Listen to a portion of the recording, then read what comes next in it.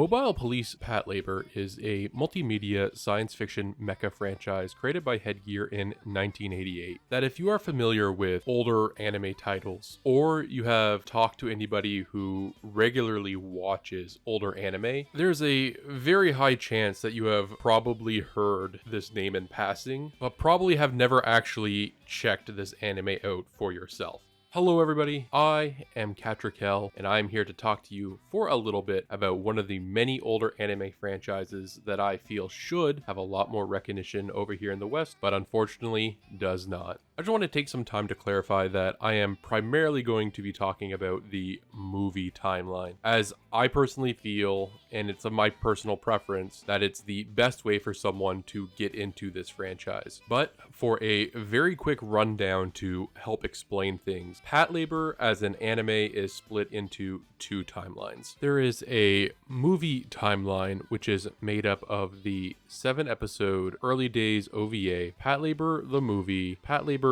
2 the Movie, Patlabor the Movie 3, and Next Generation Patlabor. And I do want to mention that Next Generation Patlabor is a live action film, and because of that, I will not be talking about it in this video. So aside from the movie timeline, we also have what is known as the TV timeline, which is made up of a 47-episode TV anime, as well as a 16-episode OVA titled The New Files. I also just want to take a moment to let you know that this video is going to be more of a video discussing Patlabor as a franchise instead of that of a more traditional review format. So be warned, as I might mention a few spoilers here and there, but I will try my best to keep it to an absolute minimum. And if you came here looking for some scores for the films and OVAs and TV series, I'll just do it real quick here for you. Early Days, the 7-episode OVA, is a solid 6.5 to 7 out of 10. It does a really good job laying the foundations for what the series would become. Patlabor the Movie is a very enjoyable 8 out of 10 film. It takes what the Early Days OVA did at its core, and it really built upon what the OVA set as a foundation to give us an overall very enjoyable film.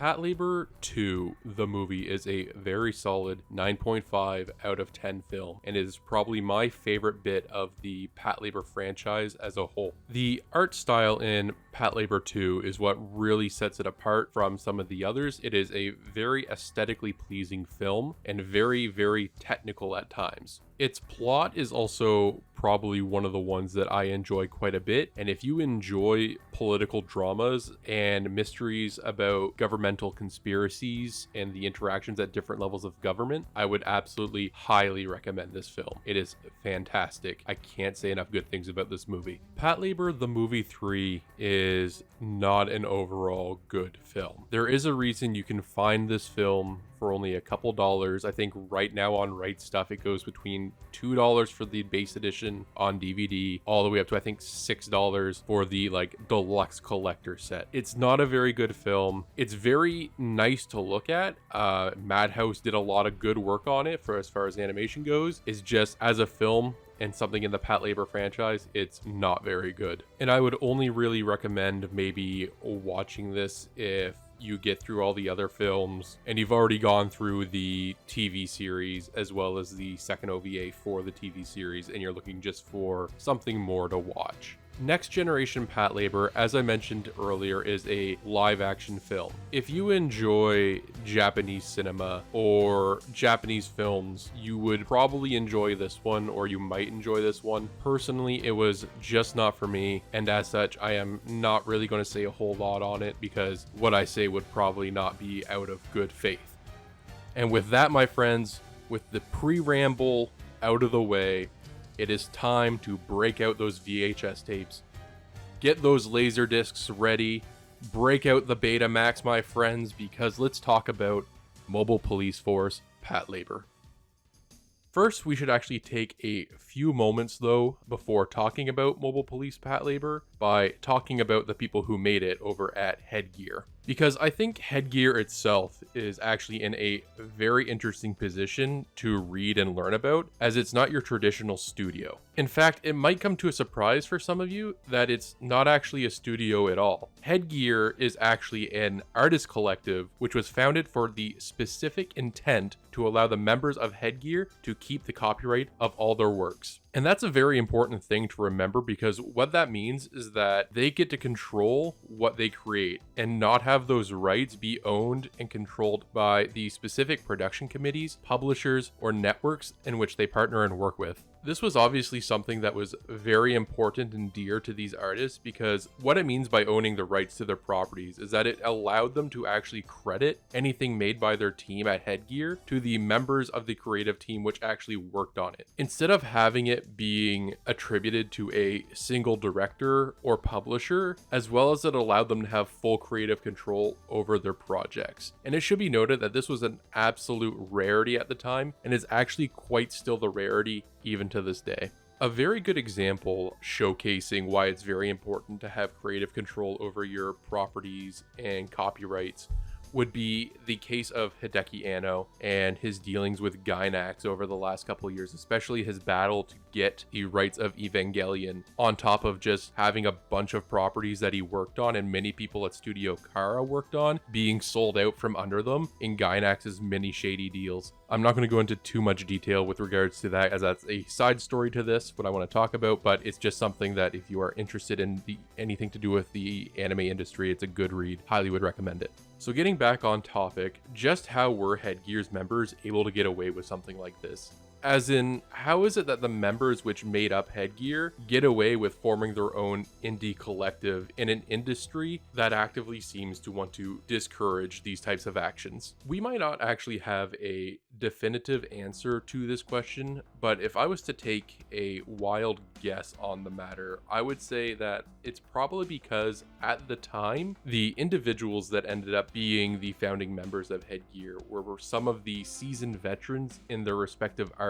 and even still are to this day. And I'm going to just take some time to give you a little bit of insight into just who the key figures who helped found Headgear are, and hopefully it will show just how absolutely stacked for talent and the very uniqueness of the position that Headgear was in at its founding. Now, before I get into talking about the core founders of Headgear, I do want to apologize, as I am not a fluent Japanese speaker, and as such I am probably going to mess some of these names up. So this is my preemptive apology to anyone that I might offend if I mispronounce these names. Mamoru Oshii. Serving as the director for the original Patlabor OVA series and films, Oshii was already a pretty well established figure in the industry for his works on the Urusei Yatsura TV series, as well as its two films, Only You and Beautiful Dreamer. He also worked as the writer and director of surreal anime film Angel's Egg, as well as Kerberos Panzer Cop, in which he wrote the script for the manga, as well as writing the script and directing the live-action film The Red Spectacles. If the name Oshii sounds familiar, chances are it's because you are familiar with some of his works post-Patlabor. In 1995, he was the writer and director of the anime film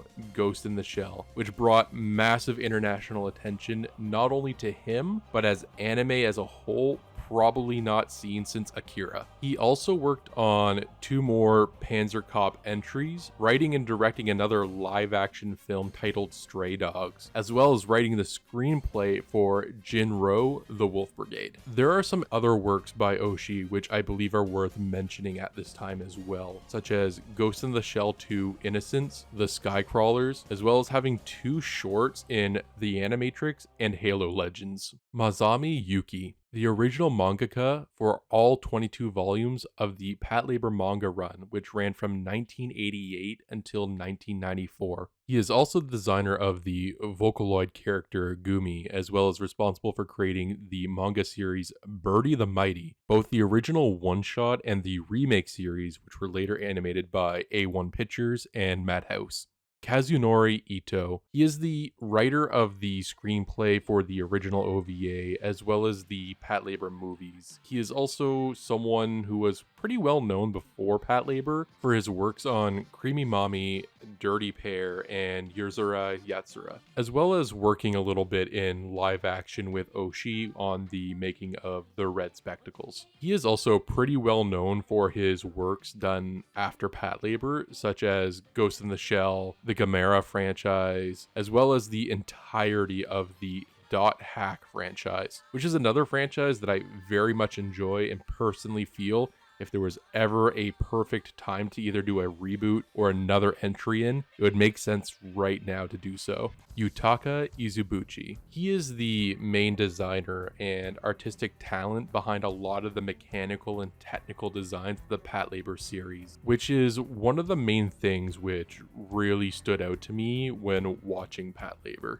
Before working on Patlabor and with Headgear, Izubuchi was known for his designs being used in other series such as Mobile Suit Gundam in both Double Zeta and Char's Counterattack. He also worked on the Starship Troopers OVA series, as well as Super Sentai Dynaman, Aura Battler Dunbine, and Panzerworld Galleon. His works after Patlabor include working as the character designer for the video games Secrets of Mana and Trials of Mana. He also worked on the anime film Jinro Wolf Brigade with fellow Headgear member Oshii, as well as the storyboarder for Cowboy Bebop the movie and designer for the series Ergo Proxy. The final founding member of Headgear at this time was Akemi Takada, who was the character's designer for the entirety of the Patlabor franchise. Before working on Patlabor, she was once again another one of the members of Headgear that was very well known for working in the anime industry, working on programs such as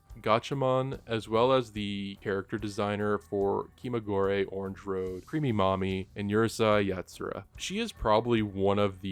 founding members of Headgear whom I wouldn't be surprised if you wouldn't know anything that she has done post Patlabor, mainly because she has decided to take more of a step back from the industry and focus on being more of a freelance artist for both manga as well as her own personal art books. And that's on top of her opening her own jewelry brand and store as well. These are really the key 5 members and founders of the Headgear creative group, as well as the members behind the Patlabor project. And although I could have just listed a few names, I think it was really worth taking the few minutes to talk about each of the founding members, just to illustrate how unique of a position Headgear was in creatively with its talent pool at this time. So now that we know a little bit about the creative minds behind the Patlabor franchise and the founding of Headgear and what kind of projects these creative individuals would go and move on to afterwards, I guess the real next question to answer is this: just what the heck is a Patlabor anyways?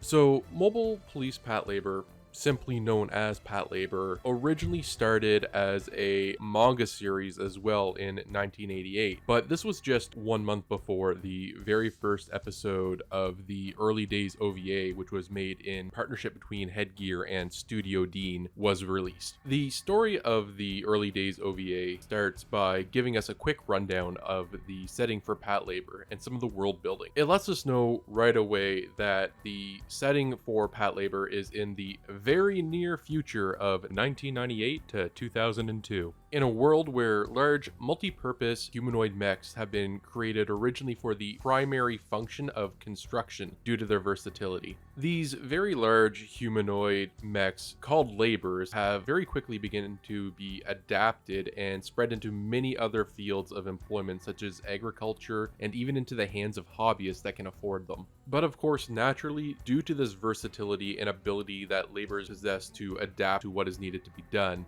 we also have persons who wish to use said labor units for criminal exploits, resulting in the rise of what is called labor crime. In order to combat these criminals and individuals who misuse their labors, the Tokyo Metropolitan Police Special Vehicle Sections created their own specialized divisions. These specialized divisions were given their own equipment and specialized patrol labors to tackle the problem of labor crime head-on and on equal ground. It is specifically the exploits of the Tokyo Metropolitan Police Special Vehicle Section 2, which is the primary focus for the Patlabor series, and more specifically, It is the members of Division 2, which end up being the primary focus for the series. The series begins by introducing all this information to us at the very beginning. It also then introduced to us our cast of characters who end up being brand new patrol officers getting their first postings at the division, and alongside these new junior officers are also brand new labor units being assigned to the division as well. The episodes for this series at this time range from the outlandish, such as having to deal with a giant kaiju sea monster, to the more suspenseful and dramatic, such as having to stop a terrorist attack against the mayor of New York City as they are in Japan for a visit. But the one thing that all these episodes have in common, and what I actually think is the strength and best part of the Patlabor series, is watching just how the members of Section 2 Division 2 interact with not just the world around them, but also how they interact with one another on and off the job. Because contrary to what a lot of people might suspect with the title of the show being Patlabor, the primary focus of the show is not actually about the giant robot and labor units themselves, but rather the cast of characters which we are introduced to. Much of what Patlabor does really well with its world building is that the labor units are nothing more than tools and machines used by people. A theme that is very common in sci-fi settings and even like cyberpunk, but they are more accepted of an everyday reality for many. Much like how someone working in a construction field might view their truck or a piece of equipment that they use. And it's probably one of the best examples of real robot used in anime even to this day. It's actually the people themselves which is the primary and real focus of the show, and almost every single character in Patlabor has a wonderful charm and personality to them which makes them, in my opinion, interesting and fun to watch. The characters that make up Section 2 Division 2 are the nerdy labor-obsessed pilot Noa Izumi, who often fantasizes about Super Robot or caring for her labor unit way more than a normal person usually would, treating it almost like it was a real person itself. Azuma Shinohara, who joined the police after having a falling out with his father, who also happens to be the head president of Shinohara Heavy Industries, which is the world's leader in labor market production. The strong, soft-spoken, green-thumbed giant Hiromi Yamazaki. The hot-headed, gung-ho Aizoa Ota, who, despite getting into situations without really thinking, is shown to actually be a very reliable and noble individual. The American exchange officer Kanuka Clancy, who is very by the book, sometimes to a fault where she might come off as unemotional at times to the other members of the team. The meek married man Mikiyatsu Shinji, who sometimes is split between his duty to this job and the duty to his wife. And finally, Captain Kichi Goto, who presents a somewhat of a facade of seeming indifferent and unconcerned most of the time about what is happening around him or the unit, though throughout the series is actually shown to be quite caring for those under his command and very much more aware of what is going on than he seems to let on, and uses unconventional, underhanded methods to achieve goals if it's required. These main cast of characters, which make up the Section 2 Division 2 cast, I enjoy quite a bit. I love each and every single one of them. That being said, Goto has to be my absolute favorite character in the franchise. There's also two more characters of note that I want to talk about as well, just because they come up in play quite a bit throughout the series. There is Section 2 Division 1's Captain Shinobu Nagumo, who shares an office with Captain Goto and is almost the exact opposite of him in almost every way. She is shown to be very often by the rules and by the book, very above board and a very highly skilled individual, probably much higher than what her current station posting is, but it is also shown that she often very much so pushes back on her superiors when she personally disagrees with an order that is given to her. And the final character I want to just bring up is Chief Sakaki, the lead labor mechanic at SV2. He is an older veteran of the police force who started back when repairing police motorcycles was the priority, and he very often yells and gets upset with members of SV2 when they bring back the labor units in a very damaged state. And he's also very much willing to threaten his own mechanics when they don't meet his high standards and expectations. It's by watching this cast of characters do even simple things such as simply being around one another and chatting, doing training or practice drills, or even just simply visiting one another when they're not on active duty that I think really makes this show stand out and stand so strongly as a mecha franchise. It was very much a deliberate choice by the creators, I think, to have the show focused on the people who pilot and who work on the labor units versus that of the labor units themselves being the focus of the show, which up until this point, a lot of mecha franchises really focused on the robots themselves versus the people who actually piloted them. A really good example of a mecha franchise that kind of captures the same kind of feeling as Patlabor, I would have to say, is Mobile Suit Gundam, but very much specifically the MS-08 team, or even something like War in the Pocket, in which both these series, a subsection of the Gundam franchise, are more focused on the character narratives versus that of the Gundams themselves. You still have the action sequences, but it's not the appeal to these franchises, and it's no wonder that both of these series in the Gundam franchise are held to such a very high regard because of that. This direction that Headgear went with Patlabor, while it might be a bit more mundane than some people were expecting for a mecha series with a police focus, I feel that it really helped not only bring these characters to life as individuals who just happen to be co-workers, but it also brings the world building, I think, to another level just by showcasing the day-to-day realities of these characters, and I think almost presenting a message of somewhat hopeful optimism of this futuristic world, which is just pushing past the brink of a new technological revolution, which is a theme I feel is really unique and underrepresented and has a very special place, I feel, in the sci-fi genre and even the cyberpunk genre as a whole.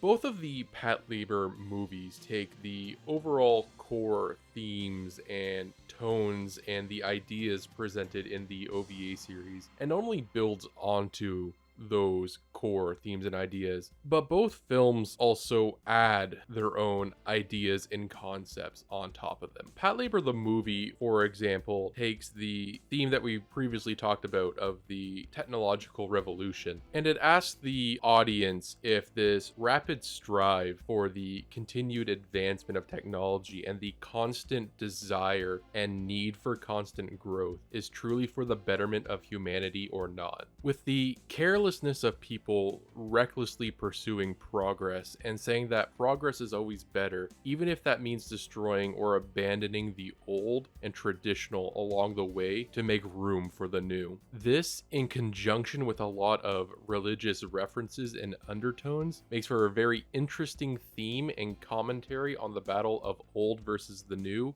the traditional versus progress. The film's strong balance between the character-driven slice-of-life aspects, the action sequence set pieces, and the underlying mystery and plot driver of the film creates a very enjoyable narrative, which includes a lot of twists and turns right up till the very end of the film, while also giving enough breathing room for the viewer to enjoy the absolutely top-notch work by both the art, the animation team, and the sound team. There are multiple times in this film where it allows the audience to take a breather and observe the world of Patlabor with some absolutely beautiful shots featuring the beautiful art and animation in combination with music with little to no dialogue. Overall, this film is very good, and if I had to quickly summarize it, it's a continuation of the OVA, but with a much bigger budget, bigger ideas, and allowed to have a much longer runtime.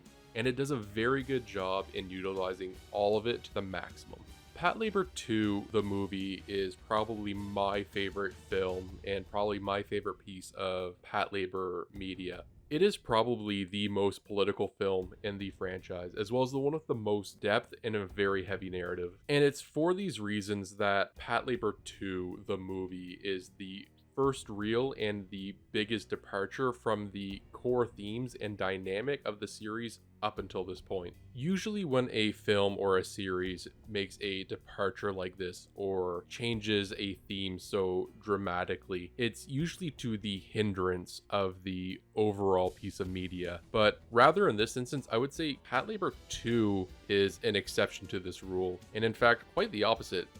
As I mentioned earlier, I think this is like the best bit of media from the Patlabor franchise. It takes the universe that has already been established with Patlabor and the franchise up till now, and is able to apply this deep political commentary and criticism that is parallel to the real Japan during the Cold War. It heavily discusses and shows the hypocrisy and the broken, disjointed bureaucracy and branches that make up the Japanese government. The film goes into a great amount of detail discussing the themes of the just war and unjust peace. As in, Japan claiming to be a peaceful country, taking a very public and anti-war stance, and selling that narrative to the world, yet this was all nothing more than PR lip service and political talk for the Japanese population. As the reality for Japan was that it was actually heavily profiting from the spoils of war and actively engaging, not only aiding those who are active in wartime, specifically the Americans, but also actively engaging in operations in other areas of the world as peacekeeping forces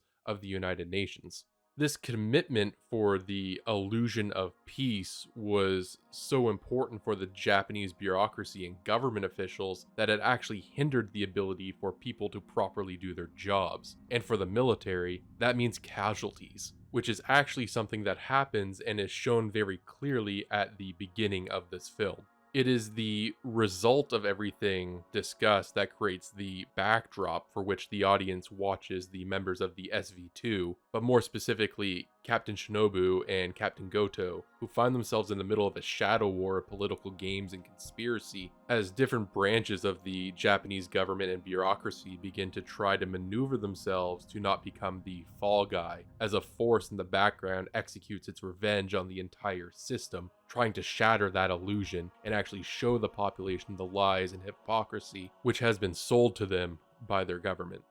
This film, for me, ranks up there on one of my favorite anime films of all times. It's right up there with Akira and Royal Space Force and a couple other films, such as Redline. The art and animation, this time by Production IG, not Studio Dean, is an absolute masterclass. And there's just something absolutely fantastic about how the lighting itself in the film seems to be at play with the narrative and tone. With a lot of the bright and very well lit scenes seeming almost to align with anything that corresponds with the idea of the peace illusion, be it people out doing shopping, taking the public transit to go to work. You see them in their office buildings doing work, or just anything that corresponds with being out during the day and enjoying your life without having to think about what the idea of not having to worry about war is like. Meanwhile, a lot of the shots that take place at night or in very dark environment deal almost entirely with the events and realities going on behind the scene, such as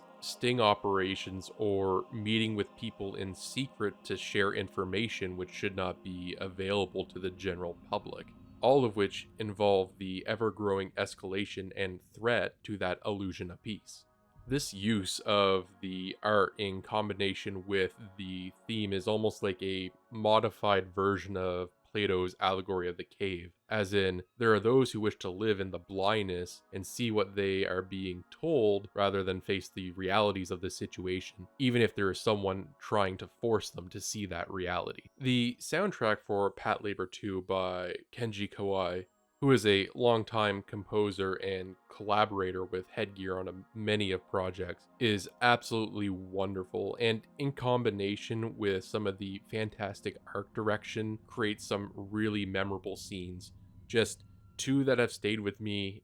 rent-free in my head for ages are the just war, unjust peace discussion, as well as the entirety of the unnatural city sequence. This film is absolute masterclass in every respect of the way, and if you're going to pick one piece of Patlabor media to watch, I would absolutely implore you to watch this film.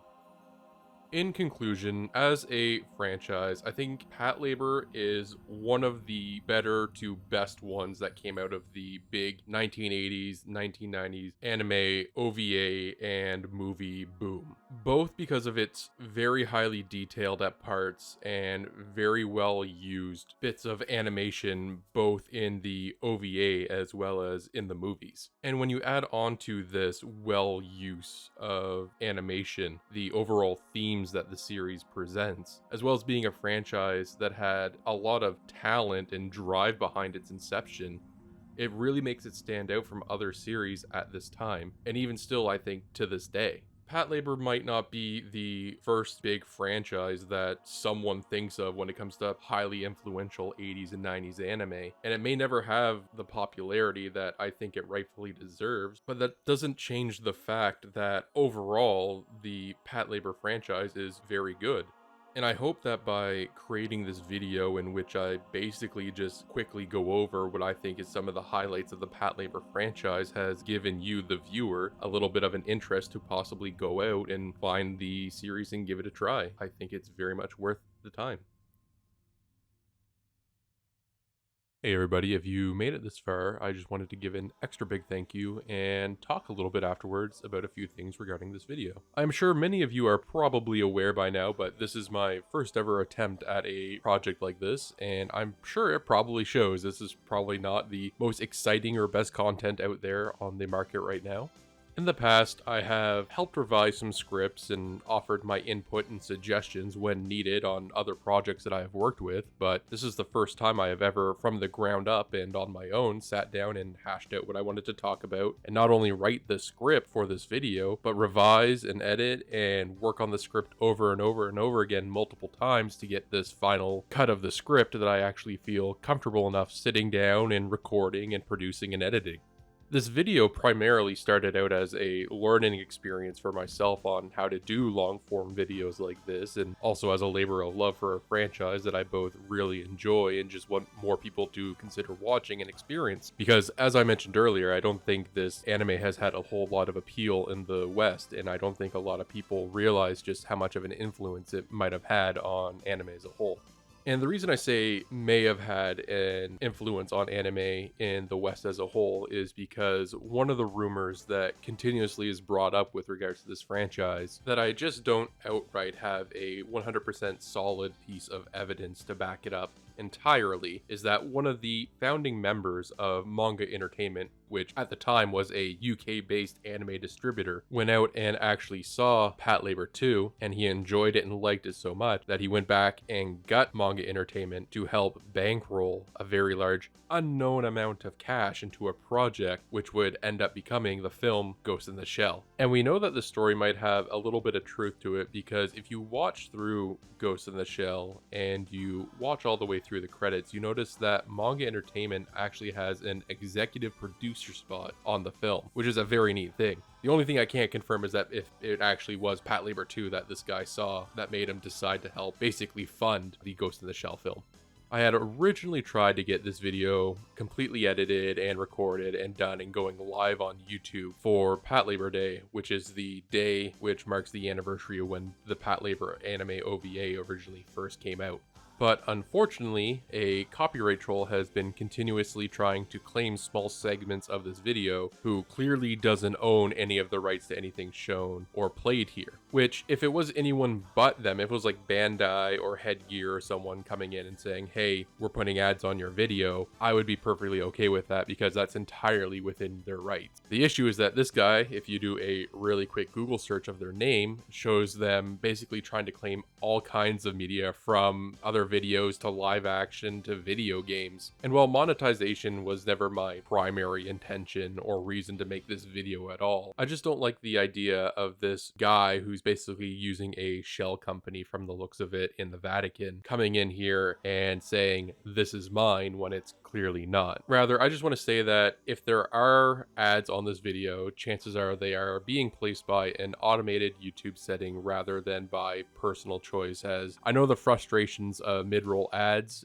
basically from my own experience with them, and I'm not a big fan of those.